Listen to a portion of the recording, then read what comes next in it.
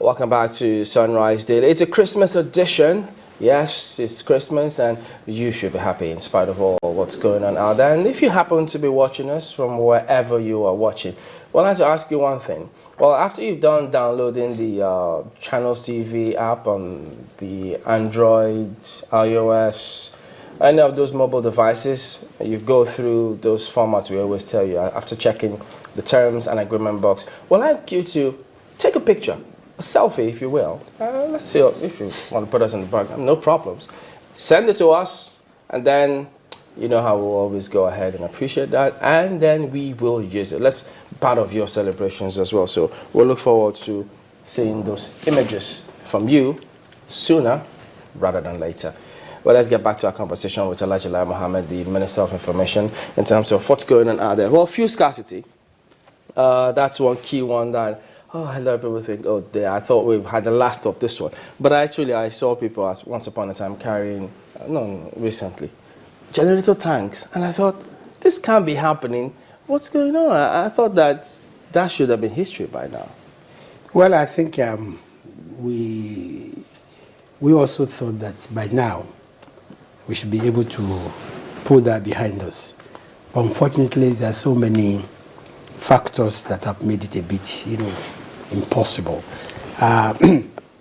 It has to do with supply and distribution, basically. We have about 5,120 kilometers network of pipeline, about 21, depots, and about 24 pump stations all over the country.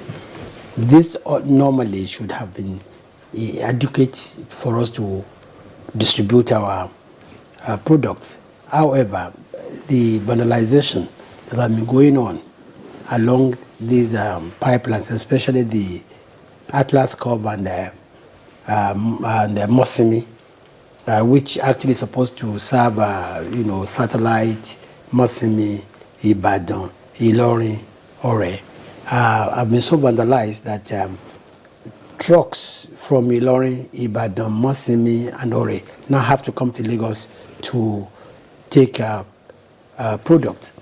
Fortunately, we've been able to secure that pipeline with the help of the Nigerian Army Corps of Engineers, and we believe that in the next couple of days, the difference will be seen, because it means then that those trucks will not have to come from the various depots to come and pick their their product in Lagos. Again, when it is about time for when the winter approaches this time, most refineries abroad and now switch to LPFO and not our own PMS. So that again has affected our supply. But I think about either today or tomorrow, the Minister of State for Petroleum will also hold a press conference, and I think it's going to give us the news that things are going to ease out in a couple of days. I know he has deployed about 973 trucks all over the Federation, and he has dedicated Ogara. In Ogara Depot, he has dedicated, I think, 3 depots, Rain Oil, Nepal, and Otinel Brooks, to take fuel to Abuja, Suleja, and the environs, because the turnaround truck time there is shorter.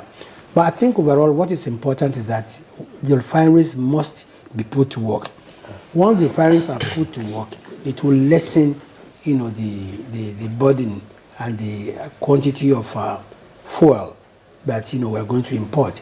Kaduna refinery, yes, is about picking up, but unfortunately again the Kaduna Warri crude pipeline has again been vandalized. So these are the issues we are battling with. When was this? Well, it's been on for quite a while. That is why Kaduna cannot operate optimally, because the crude that will be brought in is now it's not an issue. Again, we also have problems of not getting the correct data on supply and demand, and that also gives us, poses its own difficulties in managing and projecting when there's going to be scarcity or not. But I can assure you that in the next couple of days, it will ease off because the Minister of State, he has set up a war room, in his office, and they are monitoring, the situation. And a lot of independent marketers and depot owners too have now joined. Up till now, only the NNPC was importing over 70% of all the refined products. Quickly here, when we talk about going into the war room, I know you're not a member there. Perhaps you're part of this government, and the people shouldn't be made to suffer. Governance is not about making people suffer. No. How is it that they came up with a policy of not selling petrol to people in jerry cans, knowing full well that people would need to power their generators? Now we're getting to see the Okada riders, that's the motorcyclists, detaching their tanks of their motorbikes to petrol stations, and even those with generators also detaching their generator tanks to a petrol station. Who does that to its people? Layman, I think the key it should be availability, and that's what the government should ensure happens. You see, once there's availability, all these kind of things will not even crop up. Two is that our records show that there's enough fuel to last us 24 days. But because some of the depot owners are hoarding, because they said probably, come the new year, the price of fuel will go up, and they want to make a profit. So these are the issues, and I think the PPRA and DPR, they are also now stepping up their templates so that they can better, ensure compliance and have a better regulatory, oversight. Again, another problem which again has to do with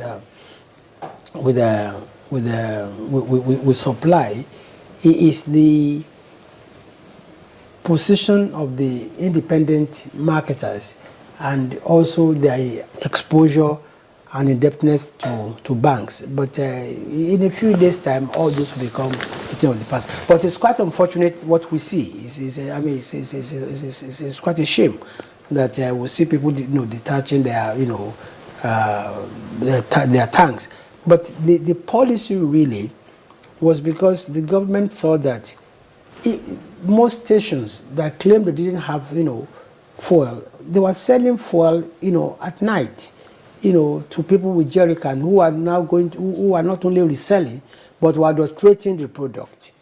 But honestly, I believe that once we can guarantee availability, all these kind of shenanigans, will stop.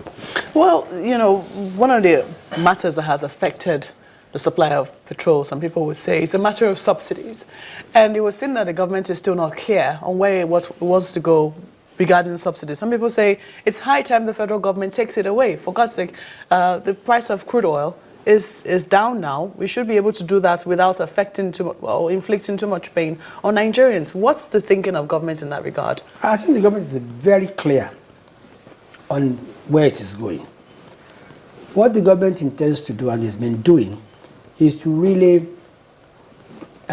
look at the current template used by both PPPRA and DPR and eliminate the rent seeking, eliminate the corruption,